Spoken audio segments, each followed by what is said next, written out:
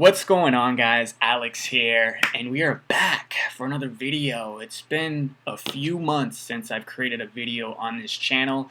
I have a lot of explaining to do, which I'll go into future videos on this channel. So first off, guys, I'm making a transition. All right, I'm making a transition from the creative real estate business into online business.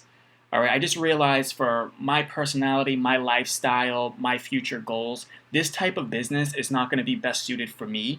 So it's better for me to pursue all my energy into an online business that I'm more passionate about, that aligns more with what I'm about, what my purpose is.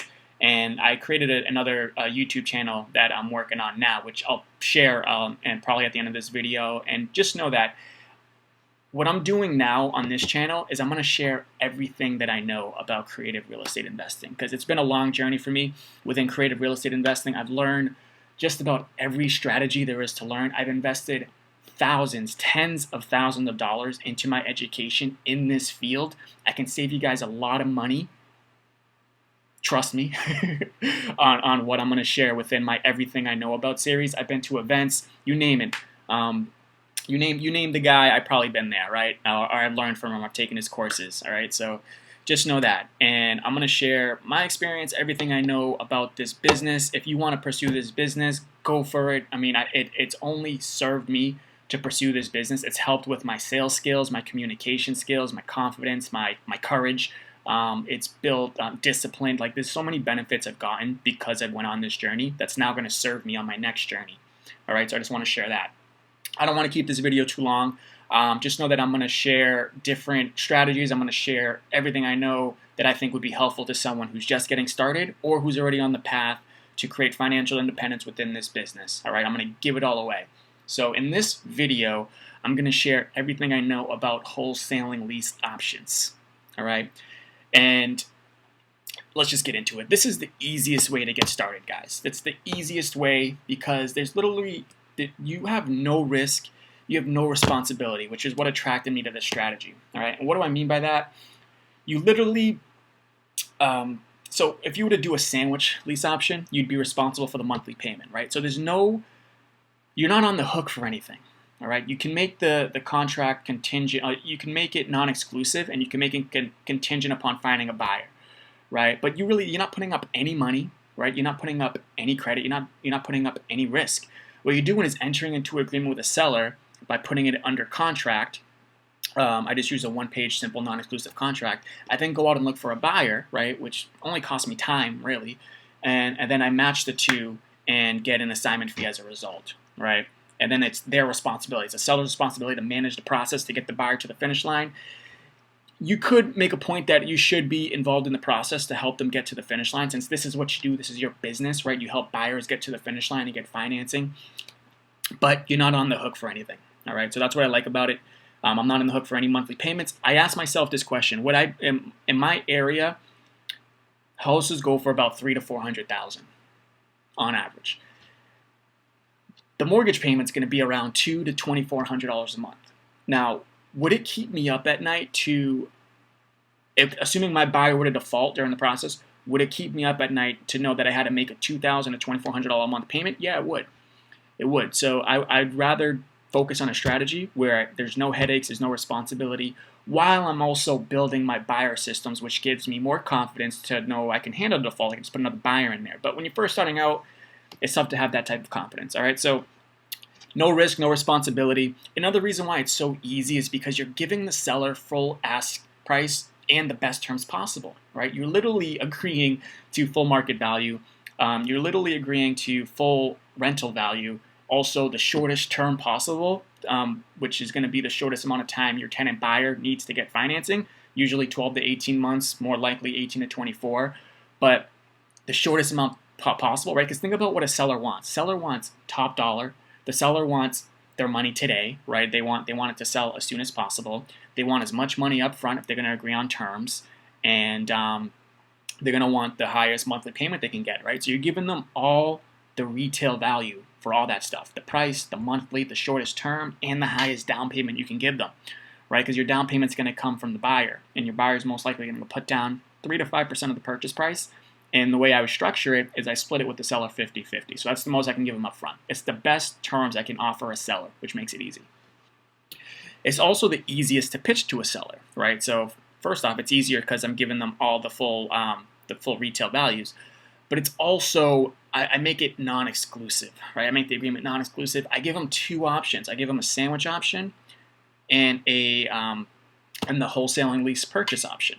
And I make the sandwich option less attractive, right? So the price is going to be less, the term's going to be longer, there is no down payment to the seller. I'm keeping the entire down payment because I'd be taking on responsibility during the term, and the monthly payment's going to be less too because I need to make a spread in the middle, right? So the wholesale and lease purchase option is always going to look the best, and you want to make it look super sweet compared to the sandwich option. All right, so it's just, again, my point is it's easier to pitch to the seller. I literally walk through the home. I even do it over the phone. I literally go over each option over the phone. Most times the seller still wants to meet with me to enter a contract, even if it's non-exclusive, I found. So it's just an easy sale once I get to the house because I've already done a lot of the legwork over the phone. All right, so why I chose to get started with the strategy, I kind of went over that. It depends on your financial situation. It depends on how much risk you want to take on. Me, I wanted no risk. I wanted the easiest way possible to get started. So this is why I chose this strategy. Also, there's no closing costs. I mentioned there's no credit needed. There's no down payment needed. Some strategies require closing costs, right? It's no money down, but you still got to pay closing costs. And depending on your state, closing costs could be thousands of dollars, so it's just another thing to look out for. This strategy is similar to traditional wholesaling because, again, all you're doing is assigning a contract.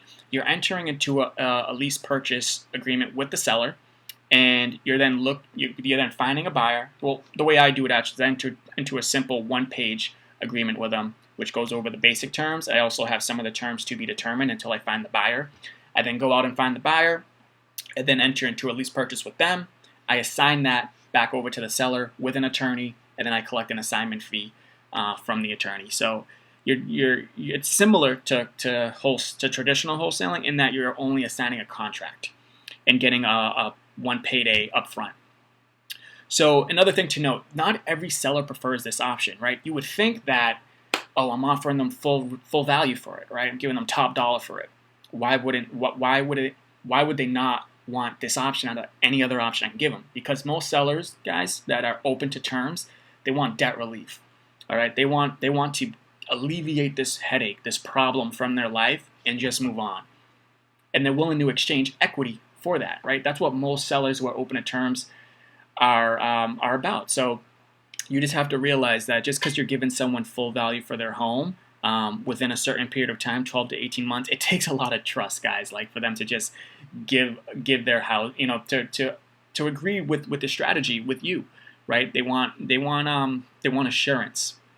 And when this is why people sell their houses for like 60 cents on the dollar, 70 cents on the dollars, because it alleviates the headache. They're willing to exchange all that equity just to get rid of their problem. This solution doesn't necessarily get rid of their problem, right? It alleviates some of the pain because you're giving them debt relief in the form of a monthly payment, but it's not coming from you, it's coming from your buyer, right? So it depends on the quality of buyer you put into the house. And they're still on the mortgage, right? It's still in their name. So just know that not everyone's going to prefer this option, even though that you're giving them top dollar, right? I had trouble understanding that until I actually started doing it, right? So you learn as you go. This can be confusing to the buyer, guys. Think about your buyer, right? A lot of buyers, everything's public record, so they look at who's on title. They'll see your seller's name. They don't see your name on there, but you're the one that's offering it to them. So the way you want to use wording, you need to use scripting pretty well as far as partnership, right? So the seller is your partner in the deal. And then the way I would do it is I'll just get right into the virtual deals. I have the seller show the property. The reason for that is because the seller is going to be the one managing the process, right? Because I'm assigning it back over to them. So they're the ones that are going to be managing the process. Therefore, I have the seller say, you're gonna want to meet the buyer anyways. You know the property much better than I do. You've lived there for X amount of years, so you're probably the best one to show anyways. And that's how I'm able to do these virtually. Virtually in the sense that I don't have to show the property. All right. So you tell the buyer, yeah, my partner's going to be at the house. They're going to be showing it to you, and all you tell the seller that their job is to only show them the house. Don't explain any terms. Don't explain any of that. That's our side, right? We're partners in this deal. That's our side. You just tour the property. That's it. So you want to make sure you have that conversation with the seller. And I've mentioned I usually split the seller, and this is an easy way to explain how we're partners, because we split the deal 50-50, right? We're not going to put a buyer in there with less than 3%, so somewhere between 3 to 5%. It's always negotiable, of course, but whatever we come up with upfront from the buyer, we're going to split that 50-50. That's how I get paid. So it's usually about 2 to 2.5% of the purchase price is what I earn, and there's only one payday. All right, so there's no monthly spread, there's no back end cash out, which means you're earning much less than you would with maybe a sandwich or an owner finance or a subject to. But again, there's no risk, there's no responsibilities. Those other ones require some risk, some responsibility, some money up front. So one payday, and this is a golden opportunity to build a tenant buyers list to execute those future strategies, right? Future strategies meaning owner finance, meaning lease options, sandwich lease options, meaning subject to, because it's all the same exit strategy. The exit strategy is with the tenant buyers, right? So once you build that tenant buyer list, you're gonna have more confidence to fill properties, and then you can take on more responsibilities, more risk for that reason. I hope that makes sense, guys. There's a lot more I can share with the strategy, but this is basically the main stuff you need to know about wholesaling lease options. If you have any questions, of course, leave them in the comment section. I'm happy to answer them all. And yeah, I hope this video was helpful. Again, I'm going to be sharing more videos. I'm going to be sharing the series, everything I know about XYZ within this business, creative real estate investing. Keep in mind, I'm someone who's had a lot of experience with this. I've worked with successful real estate investors, right? One of them was the #1 fix and flip investor, so he dealt with like the ugly side. He dealt with rehabbing and wholesaling, and I worked directly with him. I also worked with another guy who only does terms, and he's crushes it. He coaches all over the country. Same with the other guys. So I'm dealing with multimillionaires. I've learned from them, and I've also invested so much in my education. I'm just giving it all away right now. Yeah, I hope this video was helpful, guys. Look out for the next one. Peace.